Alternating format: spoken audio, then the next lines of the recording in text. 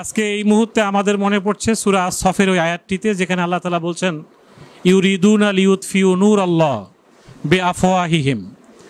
তারা তাদের মুখের ফুৎকার দিয়ে, তারা এই আয়না ঘরের মতো ঘর বানিয়ে, তারা জেলখানায় নিরপরাধ লোকদেরকে প্রবেশ করিয়ে, নিরপরাধ মানুষগুলোকে ফাঁসির মঞ্চে তুলে এবং গোটা দেশটাকে একটা অন্ধকার কুঠুরিতে মনে করে এটাকে তৈরি করে মানুষের বাক শক্তিকে ধ্বংস করে দিয়ে, যারা মনে করেছিল যে এই পৃথিবী থেকে আল্লাহর নূরকে নিভিয়ে দিবে, কিন্তু আল্লাহর ঘোষণা হচ্ছে তাদের সকল ষড়যন্ত্র মোকাবেলা করে আমি আমার দিনকে বিজয়ী করি। এটা আল্লাহর ঘোষণা। গত 5ই আগস্ট আর একবার প্রমাণিত হলো যে আল্লাহ তাআলাই উত্তম পরিকল্পনাকারী। আল্লাহু খায়রুল মাকিরিন।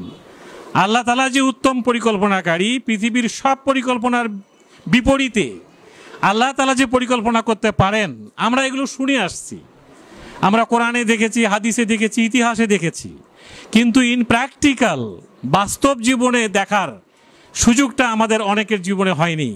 আমরা অনেকে 71ও দেখি নাই। আমরা 2024 সালে দেখলাম যে আসলে আল্লাহর পরিকল্পনাই উত্তম পরিকল্পনা। এই কথাটা ঠিক কিনা? তো এই ব্যাপারে কি আপনাদের কাছে বিষয়টা ক্লিয়ার তো, যে আল্লাহর পরিকল্পনাই উত্তম পরিকল্পনা? আল্লাহর কোরআন যে সত্য, এটা কি বোঝা গেল? আল্লাহর বিধান যে সত্য, এটা তো আরেকবার বোঝা গেল। আমি গত 5 তারিখে আমার পরিবারের বাচ্চা কাচ্চা সহ আমি গণভবনে গিয়েছিলাম রাত 11টা 10টার সময়। কেন গিয়েছিলাম?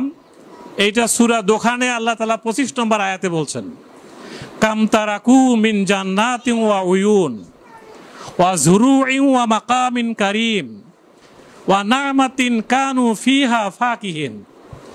তোমরা কখনো কল্পনা করে দেখেছো যুগে যুগে যারা ফ্যাসিস্ট হয়, যারা স্বৈরাচার হয়, যারা বিশ্বের মানবতার জিনজিরে আবদ্ধ করে ফেলে, তাদের স্বৈরাচারী অবস্থাটা যখন অনেক তুঙ্গে উঠে পড়ে, তখন তারা তাদের সব কিছু ফেলায় রেখে চলে যায়। একইভাবে ফেরাউন ফেলায় রেখে চলে গিয়েছিল, নমরুদ ফেলায় রেখে চলে গিয়েছিল, আবু জেহেল আবুল আহাব ফেলায় রেখে চলে গিয়েছিল। একইভাবে আমাদের উনি কি ফেলায় রেখে গেলেন, এটা আমি দেখতে গিয়েছিলাম। আল্লাহ তাআলা বলছেন কাম তারাকু, কি কত কিছুই না তারা তরক করে চলে গেল, ফেলায় রেখে চলে গেল। কি কি ফেলায় রেখে গেল?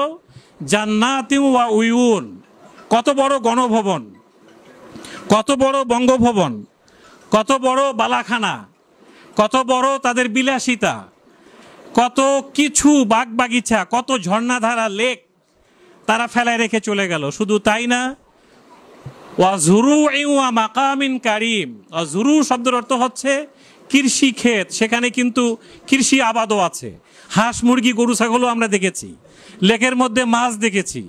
যিনি আমাদেরকে মিষ্টি কুমড়া খাইতে বলেছেন, তার ফ্রিজে 15 কেজি ওজনের পাঙ্গাস মাছ পাওয়া গেছে। কি কথা ঠিক না?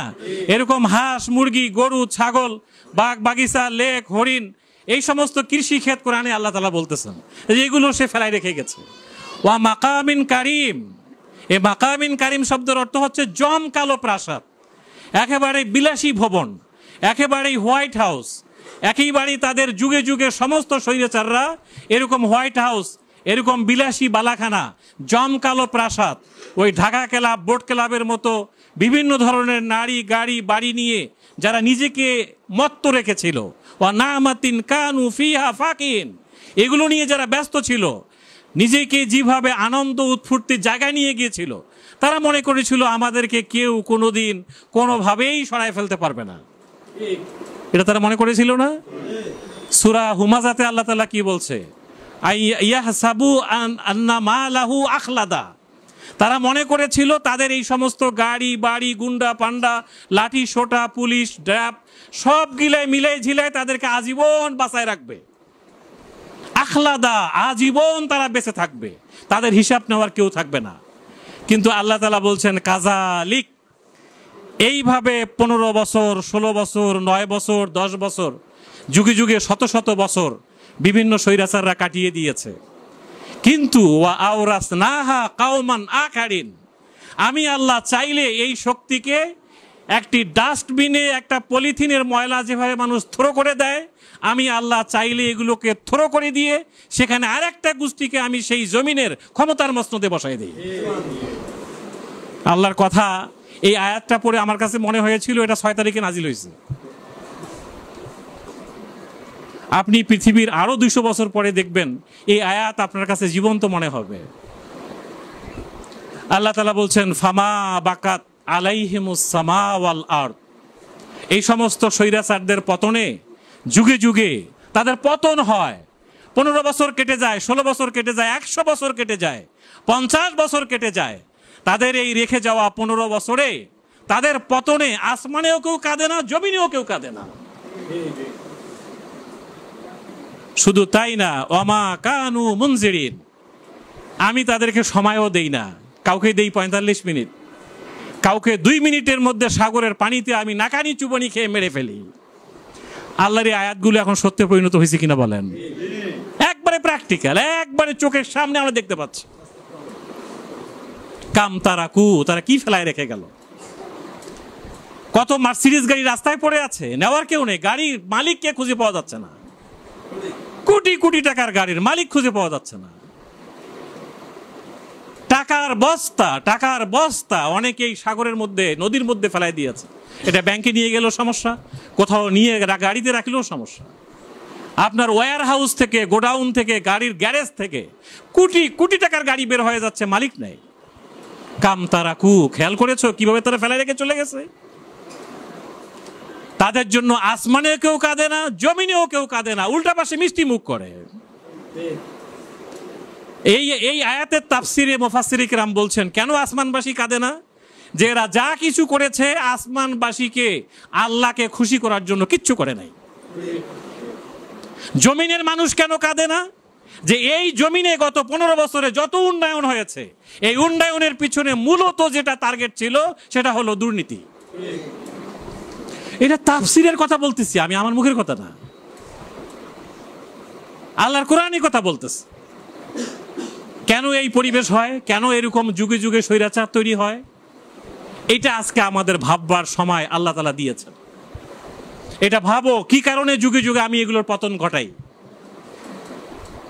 আমরা সেই ছোটবেলা থেকেই যতদিন ধরে আমরা মসজিদে যাই, এর আগেও বাংলাদেশের শুরু থেকে এই উপমহাদেশ, এই পৃথিবীতে যতগুলো মসজিদ আছে সমস্ত মসজিদের সানি খুতবায় একটা আয়াত পড়া হয়, ইন্নাল্লাহা ইয়ামুরু বিল আদল ওয়াল ইহসান ওয়া ইতাইজিল কুরবা ওয়া ইয়ানহা আনিল ফাহশাই ওয়াল মুনকার ওয়াল বাগি ইয়াইযুকুম লাআল্লাকুম তাযাক্কারুন। এই আয়াত যখন পড়া হয় বাংলাদেশের মুসল্লিরা মনে করে খুতবা শেষ, এখন আমাদের জামাত শুরু হবে। কি কথা ঠিক কিনা বলেন?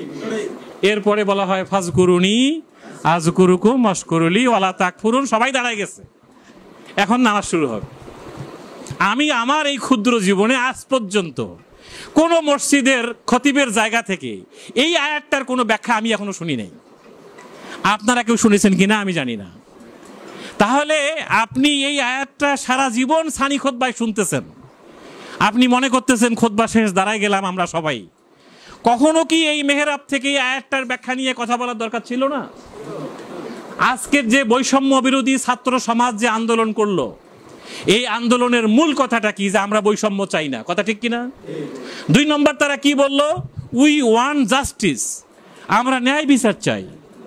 আরেকটা কথা তারা কি বলল? আমরা মানবাধিকার চাই। দেখেন এই আয়াতটার মধ্যে এই 3টা কথাই আছে।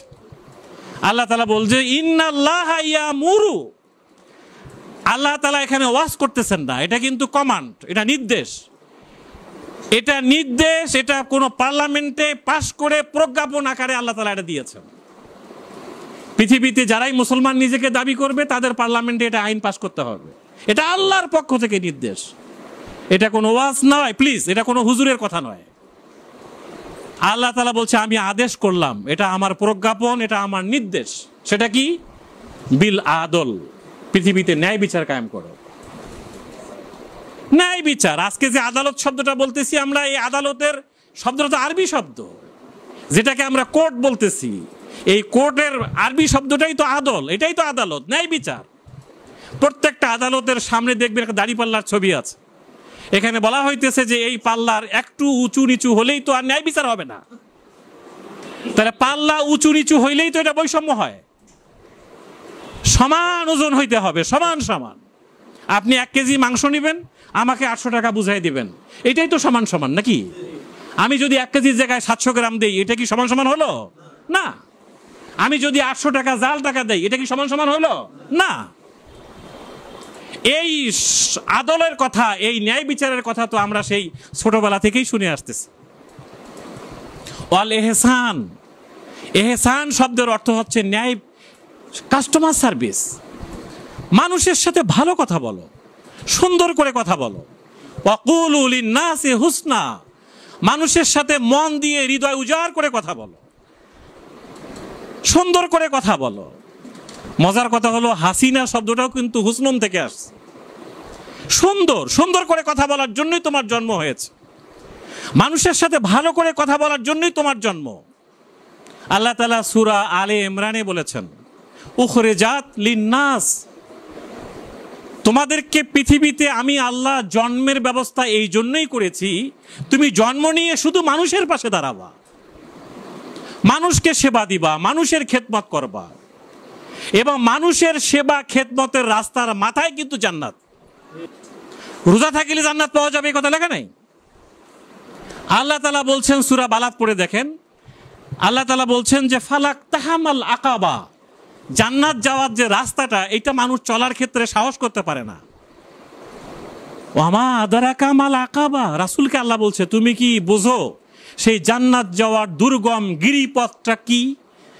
সেটা হচ্ছে ফাক্কু রাকাবা, মানুষের গলদেশ থেকে, মানুষের জিন্দানখানা থেকে, মানুষের জুলুম থেকে মানুষকে উদ্ধার করার কাজটাই হচ্ছে আল্লাহর জান্নাত যাওয়ার পথ। সুবহানাল্লাহ।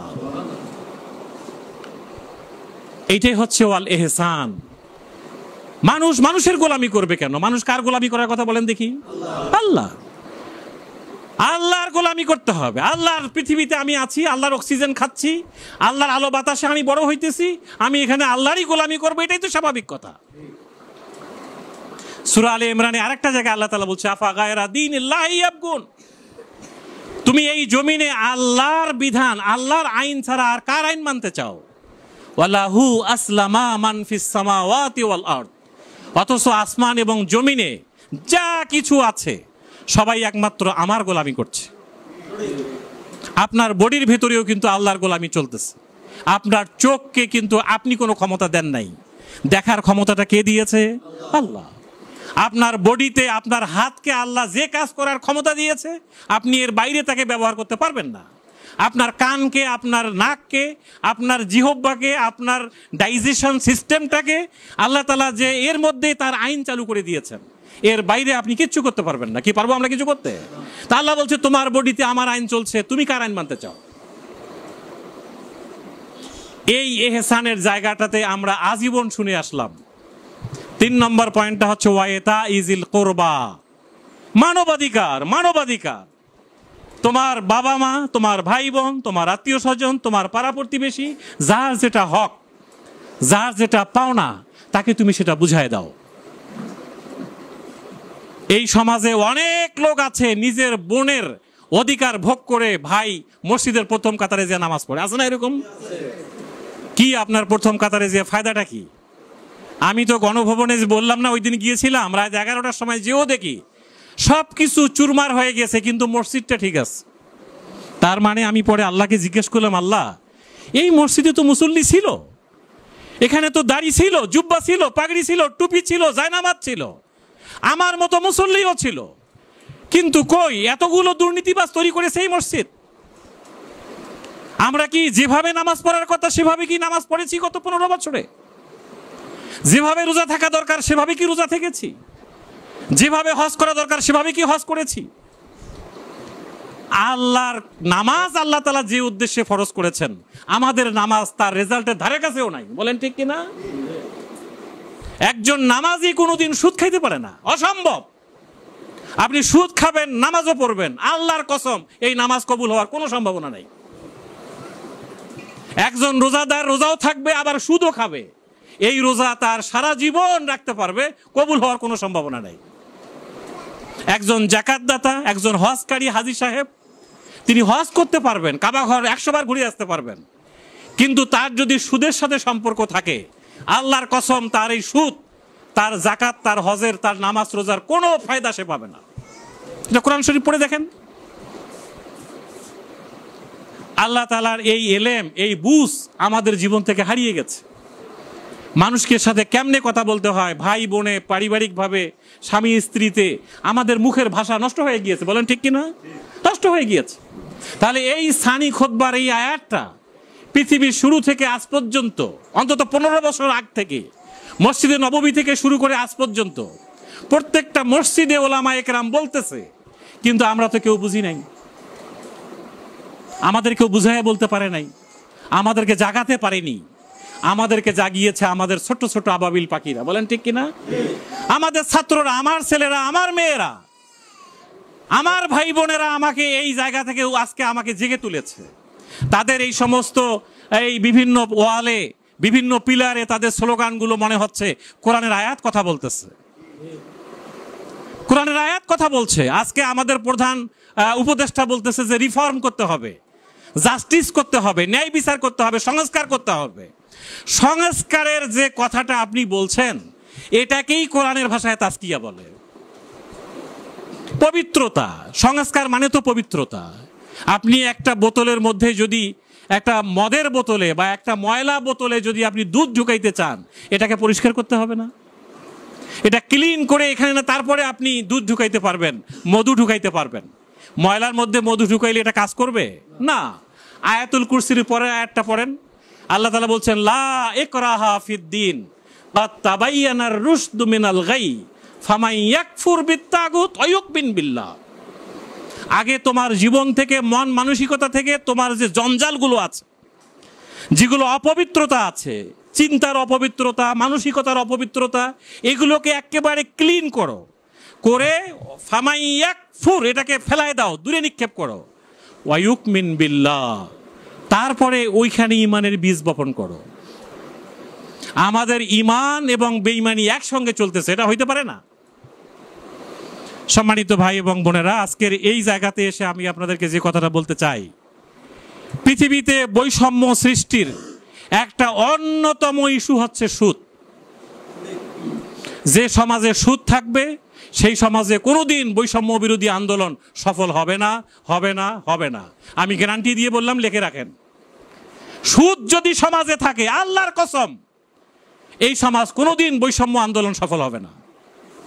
বৈষম্য আন্দোলনকে সফলতায় নিয়ে যেতে চাইলে অর্থনীতির সমাজে আপনাকে সুদ বিপরীতে একটা শরিয়া ভিত্তিক অর্থনীতি আপনাকে সমাজে চালু করতে হবে। তাহলে আসেন 1983 সালের সেই 13ই মার্চ এই দেশে একদল মর্দে মুজাহিদ, যারা নিজের মাথার ঘাম পায়ে ফেলে, রক্ত দিয়ে এই দেশ এবং বিদেশে মিলায়ে এই ইসলামী ব্যাংকটির যাত্রা শুরু করে কোরআন শরীফের সূরা বাকারার 275 নম্বর আয়াতের একটা অংশ নিয়ে, ওয়া হাল্লাল্লাহুল বাইআ ওয়া হাররামার রিবা। আল্লাহ বলছে আমি ব্যবসাকে হালাল করেছি, সুদকে হারাম করেছি। এই আয়াত জানার পরেও যদি কোনো ব্যক্তি সুদ খায়, ওয়ামান আদা, এর পরেও যদি বাড়াবাড়ি করে, ফাউলাইকা আসহাবুন নার হুম ফিহা খালিদুন, আমি আল্লাহ তাকে জাহান্নামের অধিবাসী বানাবো, কোন আমল তাকে ওই জাহান্নাম থেকে মুক্ত করতে পারবে না। এটা কি আমার কথা না আল্লাহর কোরআনের কথা? আল্লাহর কোরআনের কথা। এই বৈষম্য বিরোধী আন্দোলনকে সফলতার দ্বার প্রান্তে নিয়ে যাওয়ার জন্য আজ থেকে 41 বছর পূর্বে দেশে ইসলামী ব্যাংকের যাত্রা শুরু হয়েছিল। অর্থনীতির জগতে বৈষম্যকে দূরে ফেলে দিতে হবে, এই জন্য সুদকে পরিহার করতে হবে, জাহান্নাম থেকে মুক্ত হতে হবে। আল্লাহর নবী বলছেন সুদের 70 প্রকারের গুনাহ, এর ছোট্ট গুনাহটা হচ্ছে নিজের মায়ের সাথে বেবিচার করা। নাউজুবিল্লাহ। আপনি মায়ের সাথে বেবিচার করার গুনাহ করতে থাকবেন, আর নামাজের সামনের কাতারে যেয়ে বসবেন, আর রোজা করবেন, আর হজ করবেন, যাকাত দিবেন, কোনো কাজে লাগবে? কোনো লাভ আছে? প্লিজ আপনি আপনার মসজিদের খতিবকে জিজ্ঞাসা করেন, আপনি আলেম ওলামাকে জিজ্ঞাসা করেন।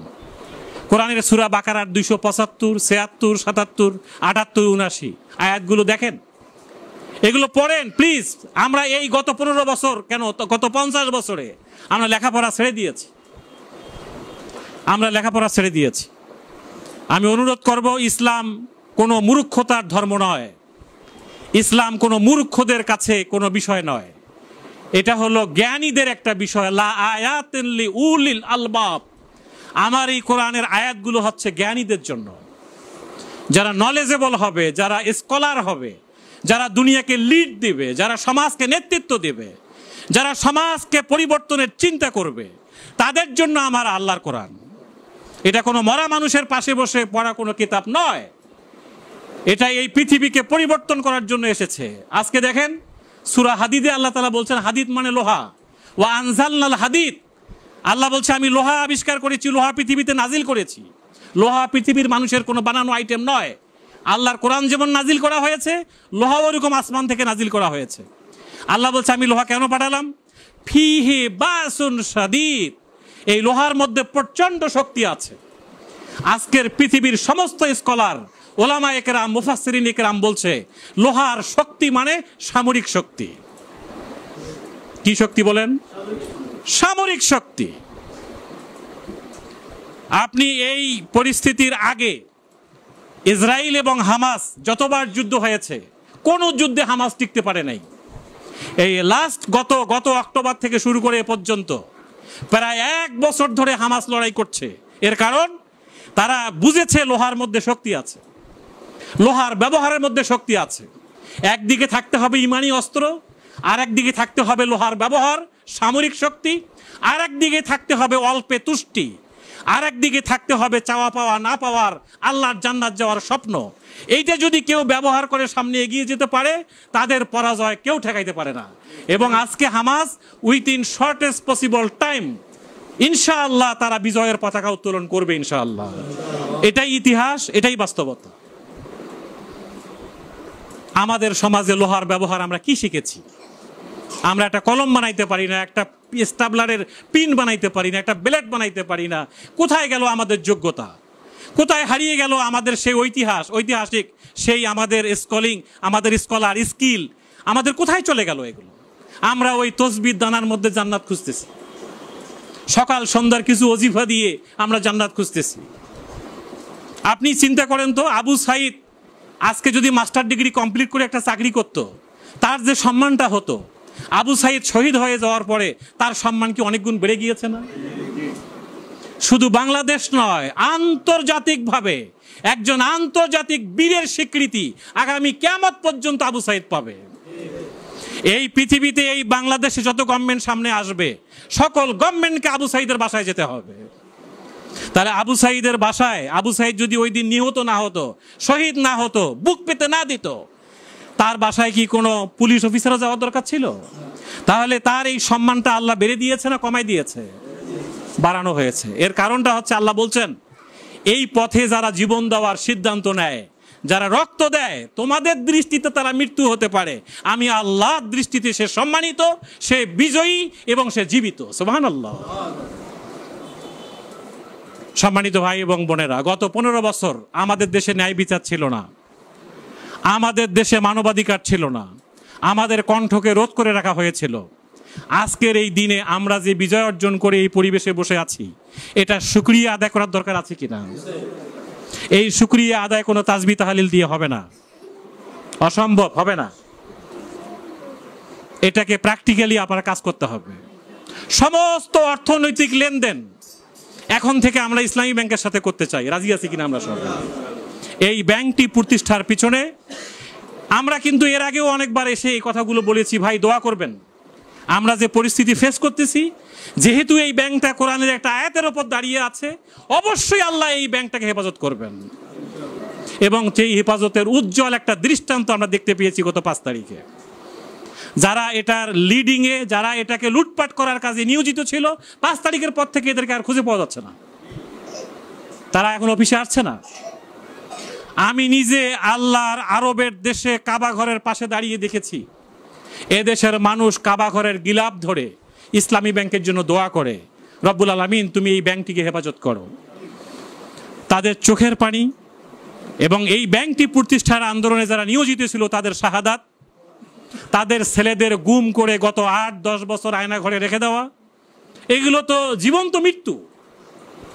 কিভাবে একটা অন্ধকার ঘরের ভেতরে লাইট নাই, আলো নাই, দিন নাই, রাত নাই, চোখের মধ্যে বন্ধ করে দিয়ে পিছনে হাত কড়া পরিয়ে একটা মানুষকে 1 দিন 2 দিন নয় 8 বছর 10 বছর, তার পরিবার জানে না সে জীবিত আছে না মৃত্যু আছে, কোথায় আছে কেউ জানে না। এরকম একটা জুলুমের জিন্দানখানা যে বানাতে পারে, এদেরকে আল্লাহ এই পর্যায়ে আসলেই ধ্বংস করে দেয়। কথা ঠিক কিনা? আসুন, আমরা এই পরিবেশটা যে পেয়েছি, এখন আমাদের এই কাজ করার সময়, আমাদের এই দাওয়াত, আমাদের এই মেসেজ, আল্লাহর কোরআনের এই বাণী আমাদের রন্ধ্রে রন্ধ্রে, অলিতে গলিতে, মানুষের কর্ণ কুহুরে, প্রত্যেকটা ঘরে বাড়িতে, প্রত্যেকটা ভাই বোনের কাছে, প্রত্যেকটি আত্মীয় স্বজনের কাছে, দল মত ধর্ম বর্ণ নির্বিশেষে মানবতার কাছে আমরা আবাবিল পাখির মতো কিচিরমিচির শব্দ করে ইসলামী ব্যাংকিং এর দাওয়াত তুলে ধরতে চাই। পারবো তো ইনশাআল্লাহ? আমরা সবাই, আমাদের যত আত্মীয় স্বজন আছে, দেশে বিদেশে যারা আছে, আপনার প্রবাসী আছে, আপনার ছোট্ট ভাই বোন আছে, আপনি সকলকে ইসলামী ব্যাংকের দাওয়াত দিয়ে দেন। আমরা কোনোভাবেই আর সুদের সঙ্গে জড়িয়ে থাকতে চাই না।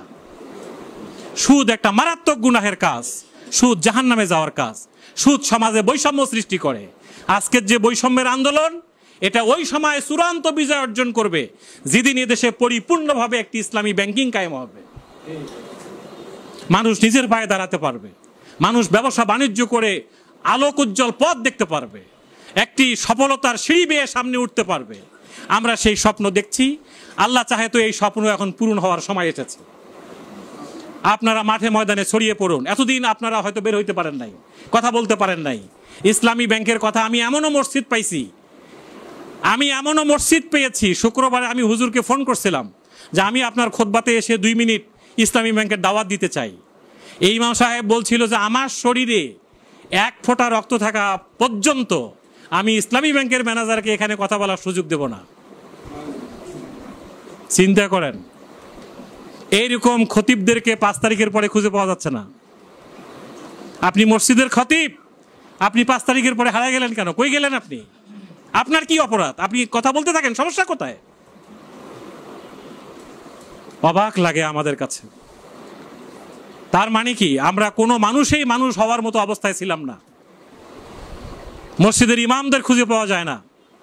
আপনার অনেক ইউনিভার্সিটির ভাইস চ্যান্সেলর, আপনি চিন্তা করেন, ইউনিভার্সিটির ভাইস চ্যান্সেলর, যিনি জাতির অভিভাবক, যার কাছ থেকে মানুষ শিক্ষা দীক্ষা নেয়, আপনি কি শিক্ষা দিলেন যে আপনি এখন ভার্সিটি থেকে আসতেছেন না আর 5 তারিখের পর থেকে? কি সমস্যা কোথায় আপনার? তার মানে আপনি মানুষ ছিলেন না, অমানুষ ছিলেন। কথা ঠিক কিনা? এরকম অমানুষের পাল্লায় আমরা আর পড়তে চাই না। আমরা একটা সুখী, সমৃদ্ধশালী, একটি সুদ মুক্ত একটা ইসলামী ব্যাংকিং দেখতে চাই। আমি আপনাদেরকে অনুরোধ করতে চাই, এইরকম পরিস্থিতিতেও বাংলাদেশে 1 নম্বর ছিল ইসলামী ব্যাংক, আজও বাংলাদেশে 1 নম্বর ব্যাংক ইসলামী ব্যাংক। আলহামদুলিল্লাহ। আমাদের যে যে অ্যাক্সিডেন্টটা হয়েছে, এটা রিমুভ করতে আমাদের বেশি দিন লাগবে না, যে কথাটা আমাদের জয়েন্ট ডাইরেক্টর স্যার বলেছেন। আমাদের গতকালকেও ম্যানেজমেন্টের সাথে আমরা কথা বলেছি যে একটা মানুষ আহত হইলে একটা ব্যান্ডেজ লাগায়ে কয়েকদিন অ্যান্টিবায়োটিক খাইতে হয়, ঠিক না? ঘাটা শুকাবার জন্য। এখন ঘাটা শুকাবার কাজ চলতেছে। আপনারা দোয়া করেন। তারা যে ফান্ডগুলো আমাদের কাছ থেকে নিয়ে গেছে, এটা কোনো বেশি পত্রপত্রিকায় যা আসতেছে এটা অস্বাভাবিক, এটা না, এটা আমাদের কাছে রিপোর্ট আছে। এবং এটা আমরা তাদের যে শেয়ার মানি আমাদের সাথে আছে, তাদের রেখে যাওয়া যে ওই যে বললাম কামতারা কুমিন জান্নাতি ওয়ায়ুন, তারা কি বাগ বাগিচা, রিসোর্ট, ঘর বাড়ি, কি গাড়ি বাড়ি সব রেখে চলে গিয়েছে। এগুলো বিক্রি করলেও আমরা 60% রিকভার করতে পারবো ইনশাআল্লাহ। আমরা যদি আমাদের হারিয়ে যাওয়া টাকার 50% টাকা উদ্ধার করতে পারি, আর আপনারা যদি আমাদের উপর আস্থা রাখেন, ইনশাআল্লাহ ইসলামী ব্যাংক আবারও সেই পূর্বের জায়গায় চলে যাবে ইনশাআল্লাহ। এবং আমরা অলরেডি চলে গিয়েছি। বাংলাদেশ ব্যাংকের গভর্নর বলেছে এটা মিরাকল, এটা অলৌকিক বিষয়। 2 সপ্তাহের মধ্যে ইসলামী ব্যাংক এত ডেভেলপ করলো কিভাবে?